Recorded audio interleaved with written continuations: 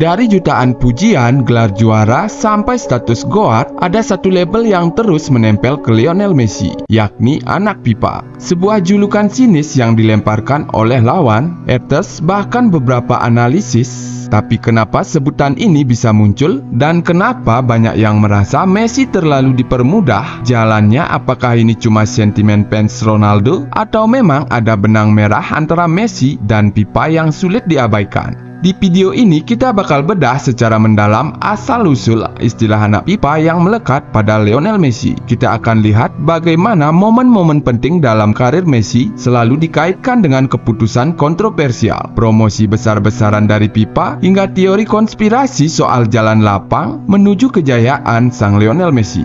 Tapi bukan cuma itu, kita juga akan bahas dari sisi objektif, apakah memang Messi mendapat perlakuan istimewa atau ini cuma upaya menjatuhkan pemain terbaik sepanjang masa. Karena di satu sisi, Messi adalah wajah dari sepak bola modern, seorang legenda hidup yang dilulukan oleh media, dijadikan brand utama pipa, dan dikaitkan dengan segala yang ideal dari permainan. Tapi di sisi lain, justru semua itu jadi bahan untuk menuduhnya punya privilege.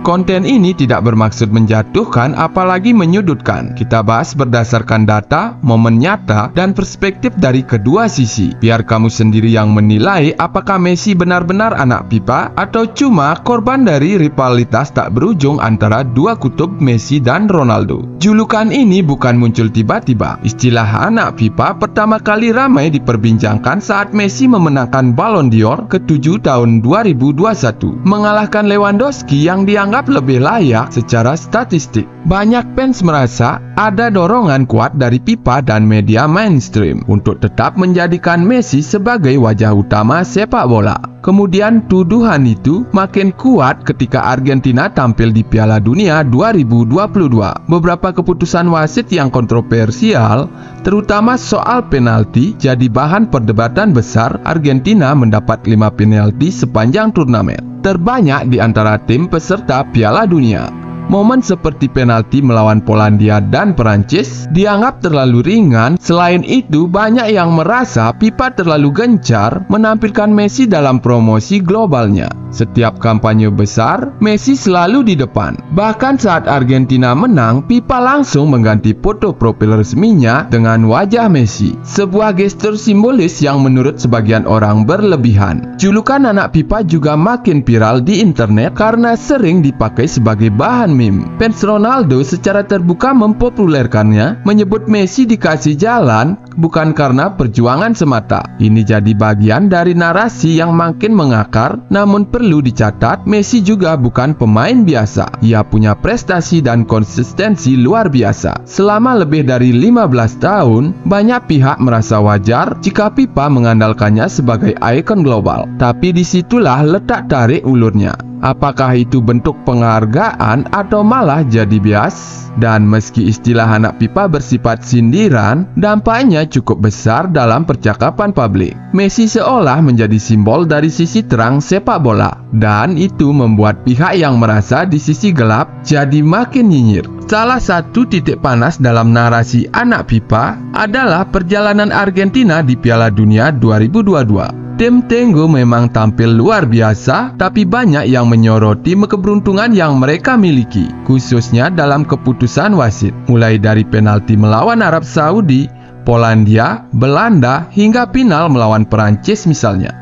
Penalti di Piala Dunia ketika Messi dan Di Maria dilanggar, banyak yang menilai keputusan terlalu lunak. Bahkan fans netral mulai bertanya-tanya, kenapa Argentina selalu dapat penalti di momen penting? Apa ini memang taktik atau ada perlakuan khusus?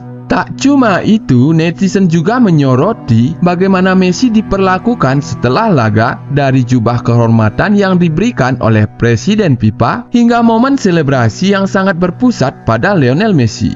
Argentina memang menang, tapi Messi yang lebih dirayakan ketimbang tim secara keseluruhan. FIFA juga dianggap terlalu menyorot Messi dalam liputan resmi mereka. Dari opening, video iklan, sampai highlight, nama Messi hampir selalu jadi headline. Ini memperkuat anggapan bahwa FIFA memang punya narasi besar menutup era Messi dengan kemenangan paling sempurna.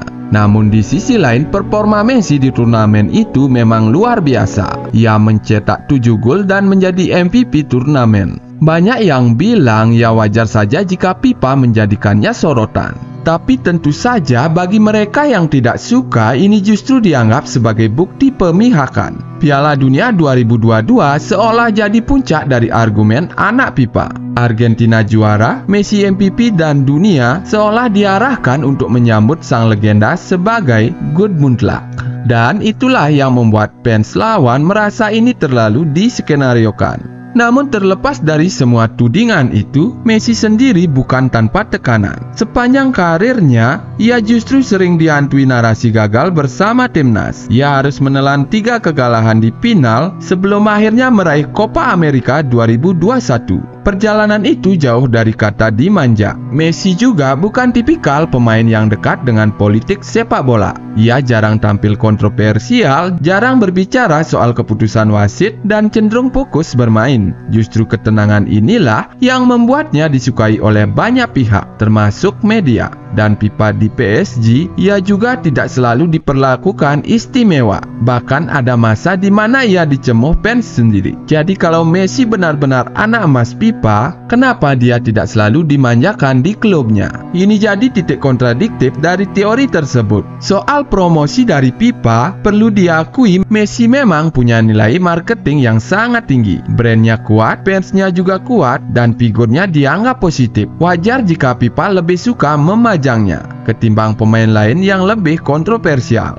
Namun ini kembali ke pertanyaan utama, apakah itu wujud dari kualitas Messi atau bentuk keberpihakan FIFA? Disinilah batas antara fakta dan opini menjadi kabur. Yang pasti Messi bukan satu-satunya pemain yang diangkat FIFA. Sebelumnya ada Zidane, Ronaldo dari Brasil, Ronaldinho, bahkan Neymar. Tapi karena rivalitas Messi versus CR7 terlalu kuat, semua yang menguntungkan Messi otomatis jadi senjata buat menyerangnya. Label anak FIFA pada Messi lebih dari sekedar sindiran. Ini adalah hasil dari rivalitas yang begitu panjang antara dua pemain terbesar dalam sejarah sepak bola, antara Messi dan Ronaldo. Ketika satu pihak merasa idolanya dirugikan, maka lawannya otomatis dianggap dimanjakan, merasa diperlakukan tidak adil oleh FIFA dan UEFA, dan itu jadi bahan bakar utama fans CR7 dalam menciptakan narasi tandingan. Apalagi di saat Ronaldo belum juara dunia, Messi malah diangkat setinggi langit oleh FIFA. Julukan anak FIFA pun menjadi simbol, bukan sekedar fakta. Simbol tentang siapa yang disayang, siapa yang dianaktirikan, dan siapa yang lebih disorot dunia.